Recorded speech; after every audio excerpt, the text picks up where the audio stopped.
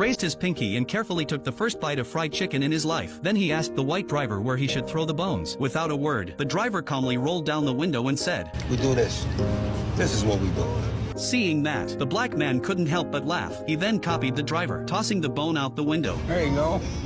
But before the driver's smile had even faded, he was mocked by other white men at a red light. In the 1960s, racism was everywhere. And now, a white man was working for a black man. Faced with those hostile stares from the car beside him, Tony just raised his middle finger, then hit the gas and sped off. What those two white men would never have guessed was that only months earlier, Tony himself had been deeply racist. When his wife once offered a black worker a glass of water, Tony tossed the cup straight into the trash. His wife didn't understand, but she didn't argue either. Tony was the backbone of the family, and everyone knew about his short temper. With his strength, Tony worked as a bouncer at a bar, handling unruly customers to earn extra trust from patrons. He'd even stage little tricks with the cashier. She'd sneak valuables from a guest, and Tony would miraculously recover them, earning both gratitude and a generous tip. He always acted reluctant to take the money, building a reputation for honesty. That way, Tony made plenty of friends. But one night, everything changed. A fight broke out at the bar, and Tony threw a man out with his bare hands. What he didn't know was that this man had powerful connections. Because of that, the bar was forced to shut down, and Tony suddenly found himself unemployed. With no steady income, he had to take odd jobs to support his family. Through a friend's introduction, he went to a mansion to interview as a driver for a pianist. When the boss appeared, Tony froze. The man was black, sitting high on his throne-like chair. Dr. Shirley asked if Tony minded working for a black man. Tony didn't like the idea, but for money, he swallowed his pride. Shirley explained he needed more than a driver. He wanted a bodyguard, a travel manager, someone to shine his shoes and wash his clothes. He was about to tour the Deep South, where racism was at its worst. The job would last 2 months. Pay $3,000 a month, plus room and board. The salary was tempting, but Tony stood up and refused. He could handle driving for a black man, but he would never be someone's butler. Shirley looked disappointed. The agency had recommended Tony more than once, saying he could solve any problem. Hearing that, Tony reconsidered. He agreed to take the job, but only if his pay went up by $200, and with one condition: he would never be a butler. Shirley just replied, "Thank you for stopping by."